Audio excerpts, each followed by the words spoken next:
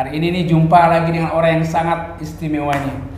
Siapa lagi tidak asing bagi kita, Pak Dr. Irawan Harahap. Beliau ini selaku konsultan Haki dan juga merangkap sekaligus Ketua Prodi Magister Ilmu Hukum Universitas Lancang Kuning. Wow, ya Pak ya?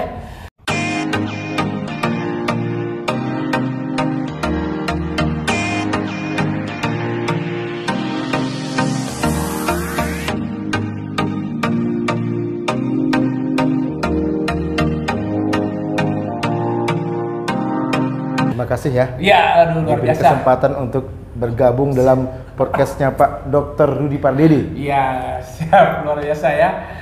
Luar biasa beliau nih di dunia akademisi juga aktif dan juga praktek juga ya semua edukasi yang terhadap masyarakat ya. Tapi hari ini gini Pak Dokter, sedikit kita memberikan masukan ini kepada masyarakat ya. Apalagi Bapak seorang konsultan Haki ya. Apa ini kira-kira Pak definisi dari hak kekayaan intelektual? Oke. Secara umum. Ya, secara umumnya itu kan kalau selama ini kita mengenal yang namanya hak kebendaan itu kan yang bersifat berwujud ya, rumah, tanah dan sebagainya. Tetapi sebenarnya ada hasil olah pikir manusia, hasil kreativitas manusia itu yang kemudian dia itu walaupun tidak berwujud, cuma punya nilai gitu loh. Nah, kalau kita contohkan itu umpamanya warung bakso gitu ya. Contoh, Warung bakso itu kan fisiknya ya. Iya. Tetapi kenapa dia menjadi punya nilai lebih? Ada nama di situ, ada desain ruangan di situ dan semacamnya. Sehingga teman-teman semuanya, tadi seperti yang disampaikan oleh Pak Dr. Rudy Pardede, untuk UMKM di Indonesia, menurut saya itu sudah harus berpikir maju lebih gitu ya, untuk memikirkan yang namanya kekayaan intelektual. Nah, kalau bicara masalah haki itu apa saja, sebenarnya rezimnya dibagi di dua. Pertama namanya hak cipta. Hak cipta ini adalah hasil olah karya manusia yang dia itu berkaitan dengan tiga hal. Ilmu pengetahuan, seni dan sastra. Buku, lagu, lukisan, ya, itu masuknya kepada hak cipta. Nah, hak cipta ini unik. Kenapa? Karena dia dilindungi bukan karena didaftarkan, tapi karena dia sudah diwujudkan dalam bentuk nyata. Pak Rudy bikin buku, ada bukunya, sebenarnya hak cipta sudah lahir. Pak Rudy bikin otomatis dia, tapi syaratnya satu, sudah ada karya itu. Maka komponennya ada pencipta, ada karya cipta, dan ada hak cipta di dalamnya. Tiga itu komponennya. Itu ya. Ya. Yang kedua adalah hak industrial. Itu mulai dari merek, paten, desain industri, rahasia dagang, desain tata teks terpadu, dan penanaman varietas tanaman. Nah, itu intinya. Jadi ada dua lapangan besarnya, ada hak cipta dan ada yang namanya hak industrial. Luar biasa ya. Berarti ada dua. Ini kan cukup, ini baru tahu nih semua juga masyarakat pada umumnya ya. Jadi ini Pak sedikit masukan. Kalau misalnya seperti tadi kan UMKM tadi, kan anggapnya mereka sudah membuat kreativitas. Seperti tadi ada nilai tadi kan. Ini kan kalau misalnya mereka ini, kalau kita melihat ke ini hak kekayaan intelektual tadi kan, seharusnya kan untuk melihat perspektif ke depan, ini harus mendaftarkan supaya nilainya ini adalah tidak sembarangan ditiru ya, ditiru oleh orang, misalnya gitu. Ini yang mau kita tanyakan, apabila suatu usaha tadi, UMKM tadi, mungkin dia bentuk PT seperti badan hukum atau bentuk CP, badan usaha. Apabila sudah memiliki ini, apakah seseorang itu wajib mendaftarkan hakinya atau gimana Pak? Saya analoginya ini mirip dengan begini. Sarung tangan melindungi tangan, sarung kaki melindungi kaki, helm untuk kepala. Jadi kalau umpamanya Pak Rudy Pardede nih, saudaranya ada punya usaha bikin restoran cepat saji ayam goreng contohnya begitu ya. Dan sudah punya PT, umpamanya PT Pardede Food contohnya begitu. Nah, itu hanya melindungi tentang badan hukumnya. Mengenai kegiatan di lapangannya, itu perlindungannya harus ada lagi. Jadi beberapa case yang kemudian konsultasi kepada kita ya, mereka bilang, Pak Irawan, saya sudah punya PT, namanya jelas. Tapi tiba-tiba PTA. Dan saya juga sudah bikin usaha itu sama dengan PT itu. Tapi tiba-tiba ada orang lain yang menggunakan nama yang sama dengan saya. Bisa nggak saya menuntut? Saya tanyakan, kamu sudah daftar mereknya belum? Belum Pak, tapi PT sudah. Ya itu tadi, prinsipnya Bapak semuanya, saya gambarkan minimal 3 ya. Pertama itu hak cipta, tadi sudah. Yang kedua merek. Merek itu adalah daya pembeda dari usaha kita dengan orang lain.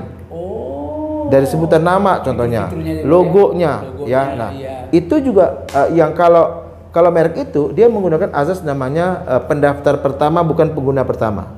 Jadi kalau mamanya Pak Rudi bilang, Pak, usaha saya sudah 20 tahun loh. Tiba-tiba dia usahanya baru setahun. Dan tiba-tiba dia daftarkan merek. Kok saya nggak dapat, Pak? Ya, jawabannya, Bapak sudah daftar belum?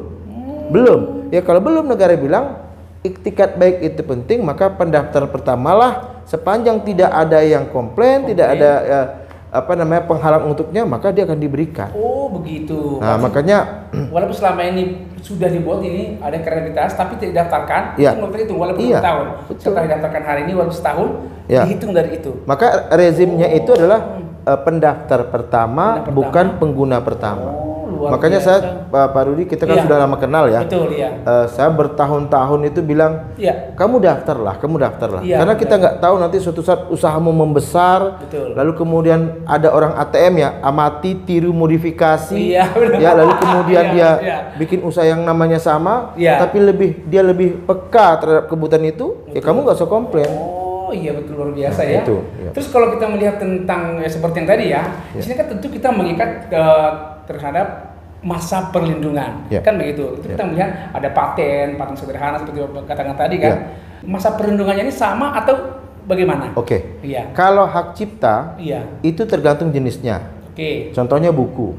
Investasi bikin buku itu luar biasa. Saya tahu Pak Dr. Rudi Pardede ini punya buku. Nah, berapa lama masa perlindungannya? Itu adalah semasa yang bersangkutan hidup ditambah 70 tahun sejak meninggal dunia. Bayangin coba, kita aja kalau punya tanah ya teman-teman semuanya, udah terpikir nih kita jual gitu ya. Jadi nggak ada warisan lagi kan? Nah, jadi kedepannya itu teman-teman semuanya satu itu investasi untuk warisan sebenarnya. Yang kedua, bahkan dalam undang-undang hak cipta itu bisa jadi objek fidusiar. Walaupun memang belum dipraktekkan ya, tetapi sudah ada landasan hukum untuk itu. Jadi besok umpamanya bisa Pak Rudi bilang, aku mau fidusiakan nih punya saya, bisa begitu. Satu. Nah, tapi hak cipta bagi semuanya kalau sudah habis dia jadi public domain. Kalau dia paten 10 tahun untuk paten sederhana dan 20 tahun untuk paten. Sesudah itu jadi public domain dia. Nah, khusus untuk merek perlindungannya adalah selama 10 tahun dan dapat diperpanjang ketika dia mau habis. 10 tahun perpanjang, 10 tahun perpanjang sampai kapanpun. Sepanjang kita masih rajin memperpanjangnya, maka menjadi milik kita. Luar biasa ya. Masa perlindungannya ternyata ada juga bagian-bagiannya. Luar biasa. Sedikit Pak, kalau kita melihat tadi dari masa perlindungan sudah ya, tadi kita install sudah ini. Di sini kan perlu kita melihat sudah ada barangnya, misalnya didaftarkan, sudah digunakan. Tentu kita perlu nih bagaimana untuk perlindungannya. Itu perlindungannya kira-kira kalau misalnya konsekuensi nih, implikasi apabila seseorang meniru ini. Bagaimana ini untuk masa perlindungannya gitu? Hukum. Pertama, kalau kita sudah punya KI yang didaftarkan, kita punya 3 kelebihan. Menggunakan sendiri, mengizinkan orang lain untuk menggunakan, itu yang ada istilahnya lisensi dan royalti, ya. Dan yang ketiga adalah melarang orang lain untuk menggunakan tanpa hak. Jadi nanti Bapak Ibu semuanya ya. Kalau seandainya usaha saya sudah daftar HKI, tiba-tiba ada seseorang yang menggunakan tanpa hak, maka saya bisa melaporkan secara pidana ke kepolisian. Saya bisa gugat dia perdata ke pengadilan niaga. Nah, tentu kan akhirnya apa? Akhirnya tentu si pengusaha itu akan limbung begitu. Nah, tapi jangan pikirkan orang, pikirkan kita. Ketika kita yang punya usaha sudah mapan, lalu kemudian tidak daftar, orang daftar, akibatnya apa? Kita yang disomasi orang gitu loh. Nah, saya jujur saja sudah pernah mensomasi orang ya setelah dapat kuasa dari klien saya ya gara-gara itu. Karena klien saya bilang disomasi aja Pak Irawan. Ya gimana, orang haknya ada kok. Nah, maksud saya tadi Pak Rudi, pentingnya haki itu salah satunya itu. Jangan sampai nanti usaha yang dibangun bertahun-tahun berdarah-darah harus kemudian ganti nama hanya gara-gara kita lalai untuk mendaftarkan merek itu sendiri contohnya. Luar biasa. Berarti itu sebagai dasar kita atau legalitas kita untuk nanti menggugat orang yang diduga meniru ya. Itu jelas. Dengan adanya semua kegiatan tadi seperti yang tadi, ini kami meminta sedikit nih untuk Pak Dr. Irawan selaku konsultan HKI, pesan dan kesan Bapak terhadap masyarakat terkait dengan ini, Pak. Yang jelas begini. Iya. Lindungilah KI sebagai investasi masa depan. Itu dia. Karena kasarnya nih ya. Iya. Kita punya usaha, bosan kita terus itu. Kita bisa jual. Bahkan bukan kita jual itu fisiknya, Pak. Saya jual saja, namanya kepada orang lain bisa kita jual. Jadi jangan sampai ya kita sudah bertatih-tatih membangun sebuah usaha, kemudian buyar hanya gara-gara kita mungkin maaf dengan alasan tidak tahu atau biayanya kok ada biayanya begitu. Itu sebenarnya tidak sebanding dengan apa yang kita dapatkan efek positifnya ke depannya. Luar biasa. Itu, saya lihat apa namanya orang-orang yang usahanya maju dan berkembang pasti memikirkan tentang merek, paten, hak cipta dan yang lainnya sebagai bentuk HKI itu. Kedepannya, luar biasa ya. Wah, luar biasa bicara dengan beliau nih Pak Konsultan hak merek ya. Sedikit konklusi dari saudara tadi mengatakan bahwa diharapkan kepada seluruh masyarakat yang memiliki kreativitas segera untuk mendaftarkan sebagai legalitas kita, karena itu sangat penting untuk melakukan atau sebagai bentuk perlindungan terhadap kreativitas kita dari orang-orang yang juga akan melakukan suatu potensi delik atau tindak pidana. Terima kasih. Pesan sedikit, sebuah ilmu terbaik kalau tidak disertai dengan karakter yang baik dari pemiliknya itu sia-sia. Salam sukses, salam pro justisia. Salam sukses, salam pro justisia.